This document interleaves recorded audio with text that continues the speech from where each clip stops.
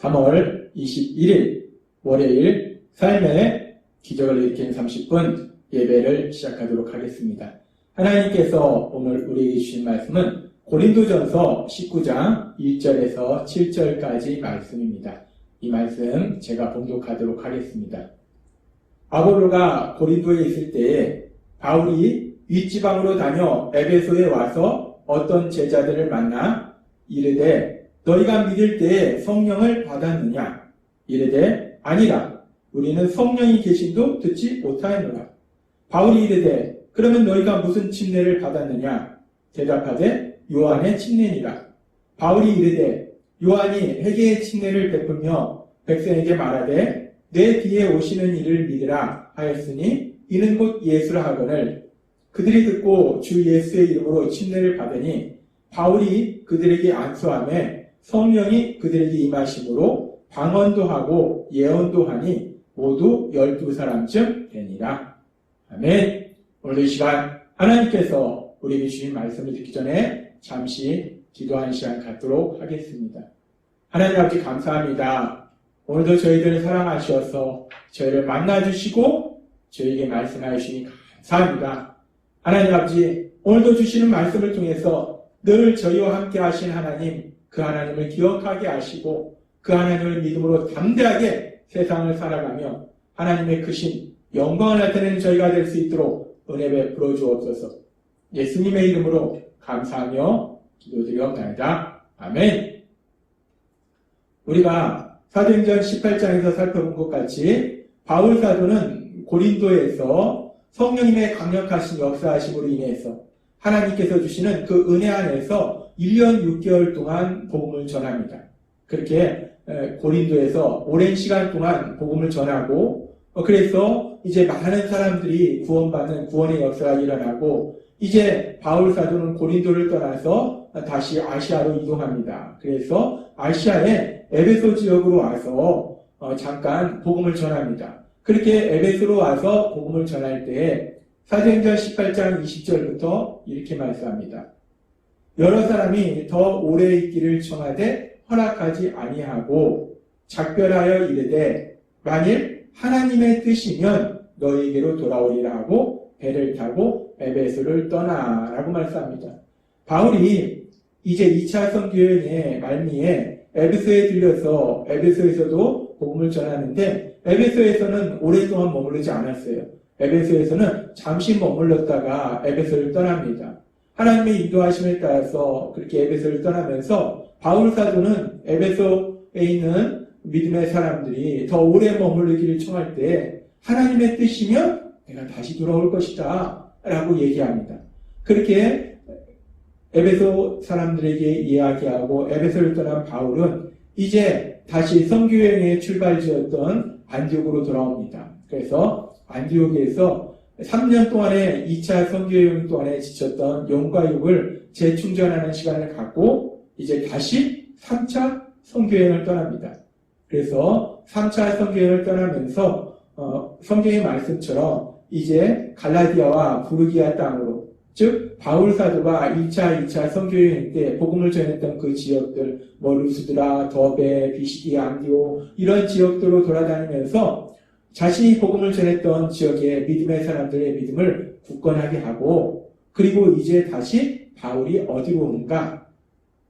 바울이 다시 에베소로 옵니다. 에베소를 떠날 때 바울이 하나님의 뜻이면 내가 너희에게로 돌아오리라 라고 바울이 이야기했는데 하나님의 뜻이 바울을 다시 에베소로 인도하셨어요. 그래서 바울이 다시 이제 에베소에 와서 복음의 말씀을 전할 때 에베소에 와보니까 예수님을 믿는다고 하는 사람들이 있는 거예요. 그래서 바울이 그들에게 질문합니다. 예수님을 믿을 때 아주 중요한 부분에 변화가 있는데 그 부분에 대해서 바울이 질문을 해요. 사도행전 19장 2절은 이렇게 말씀합니다. 이르되 너희가 믿을 때에 성령을 받았느냐? 라고 질문합니다. 바울이 에베소에 다시 왔더니 예수님을 믿는다고 하는 사람들이 있어요. 그래서 그들을 향해서 바울이 질문합니다. 너희가 그렇게 예수님을 구주와 주님으로 믿을 때, 너희가 예수님을 믿을 때 성령님을 받았느냐? 너희와 성령님이 함께 하시느냐? 라고 질문을 해요. 바울이 왜 예수님을 믿는 사람들에게 이 질문을 할까요? 바울이 왜 그들에게 성령을 받았느냐? 라는 질문을 할까요? 바울 사도에게 하나님이 주신 사명은 예수님의 십자가 죽으심과 부활하심에 대한 복음, 그 복음의 말씀을 전하는 것이 바울 사도의 사명이에요. 그래서 그 복음의 말씀을 전해서 사람들이 예수님을 구주와 주님으로 믿음으로 인해서 구원받도록 도와주는 것, 그것이 바울 사도에게 주신 사명입니다. 그런데 우리가 그렇게 예수님을 구주와 주님으로 믿을 때, 그래서 이제 죄에서 구원받았을 때, 우리가 구원받은 사람이 구원받기 전과 아주 다른 놀라운 변화가 있어요. 아주 중요한 변화가 일어납니다. 예수님을 믿고 우리가 구원을 받으면 구원받기 전과 구원받은 후에 아주 놀라운 변화가 있는데, 그 중요한 변화에 대해서 하나님께서 우리가 제자훈련 시간에 그 제자훈련 1단계의 결론으로 우리에게 말씀해 주신 것이 있어요. 예수님을 믿음으로 인해서 구원받았을 때 우리에게 많은 변화가 일어나는데, 그 중에 특별히 아주 중요한 두 가지 변화가 있다는 겁니다. 그 두 가지 변화에 대해서 하나님 우리에게 말씀하실 때, 먼저 우리가 죄에서 구원받으면 이제 죄로 인해서 하나님과 원수되었던 관계가 하나님과 화목한 관계로 변화된다는 겁니다. 하나님 곁에 가지 못했던 우리들이 하나님과 사랑의 관계로 변화되는 그런 놀라운 역사가 일어납니다. 그렇게 우리가 이제 하나님과의 관계가 변화되는데, 그렇게 하나님과의 관계가 변화됨으로 인해서 우리 삶 속에 아주 놀라운 기적이 일어나는데, 엄청난 기적이 일어나는데, 어떤 기적이 일어나는가? 그 놀라운 기적에 대해서 하나님께서는 사도행전 2장 38절을 통해서 이렇게 말씀하십니다. 베드로가 대답하였다. 회개하십시오. 그리고 여러분은 각각 예수 그리스도로 침례를 받고 죄의 용서함을 받으십시오. 회개하고 예수님을 구주와 주님으로 믿으라는 겁니다. 그렇게 회개하고 예수님을 구주와 주님으로 믿으면, 그래서 죄사함 받고 구원 받으면 어떤 놀라운 역사가 일어나는가, 어떤 놀라운 기적이 일어나는가, 계속해서 성경은 이렇게 말씀합니다. 그러면 성령을 선물로 받을 것입니다. 그렇게 우리가 죄에서 구원받으면 성령 하나님이 우리에게 오셔서 우리와 영원히 함께 하신다라고 말씀하신다는 것. 요한복음 14장 16절과 17절에도 말씀하셨어요. 예수님께서 말씀하실 때 이제 보혜사 성령님을 너희에게 보내서 너희가 영원히 함께 하리라 라고 말씀하셨어요. 그 말씀 그대로 이제 예수님의 십자가 죽으심과 부활하심을 통해서 우리를 죄에서 구원하시는 구원사역을 이루신 이후에 우리가 우리의 죄를 회개하고 예수님을 구주와 주님으로 믿으면 하나님이신 성령님, 그 성령 하나님이 우리에게 오셔서 영원히 함께 하신다라고 말씀하신다는 거예요. 그렇습니다. 우리가 예수님을 구주와 주님으로 믿음으로 인해서 우리 삶 속에 일어나는 놀라운 변화, 그 놀라운 기적이 무엇인가? 그것은 성령 하나님이 이제 우리에게 오셔서 우리가 영원히 함께 하신다는 것. 그건 놀라운 기적이 일어난다는 겁니다. 구원받은 사람에게는 이런 놀라운 역사가 일어난다는 겁니다. 그리고 이렇게 성령 하나님이 우리에게 오셔서 우리가 영원히 함께 하시는 것. 그것도 엄청난 기적이고 놀라운 기적인데, 더 나아가서 우리가 죄에서 구원받으면 우리의 삶 속에 어떤 또 놀라운 변화가 일어나는가? 죄인이었던 우리들이 변화되는데 어떻게 변화되는가? 하나님께서는 요한복음 1장 12절의 말씀을 통해서 우리에게 이렇게 말씀하십니다. 영접하는 자, 곧 그 이름을 믿는 자들에게는 하나님의 자녀가 되는 권세를 주셨으니 라고 말씀합니다. 이제 우리가 구원받으면 죄인이었던 우리들이 하나님의 사랑을 받는 아들과 딸로 변화되는, 신분이 변화되는 놀라운 역사, 그 권세, 하나님의 자녀라는 그 권세를 지닌 사람으로 변화된다는 거예요. 하나님은 우리에게 말씀하십니다. 우리가 우리의 죄를 회개하고 예수님을 구주와 주님으로 믿을 때 우리의 삶 속에 그래서 우리가 구원받았을 때 우리가 놀라운 변화가 일어나는데 어떤 변화가 일어나는가? 첫 번째는 하나님이신 성령님이 우리에게 오셔서 우리와 영원히 함께 하시고, 두 번째는 이 땅을 창조하신 하나님, 이 세상을 다스리시는 그 하나님이 우리의 아버지가 되시는, 우리가 그 하나님의 사랑을 받는 아들과 딸이 되는 놀라운 역사, 그 변화가 우리 삶 속에 일어난다 라고 말씀하신다는 거예요.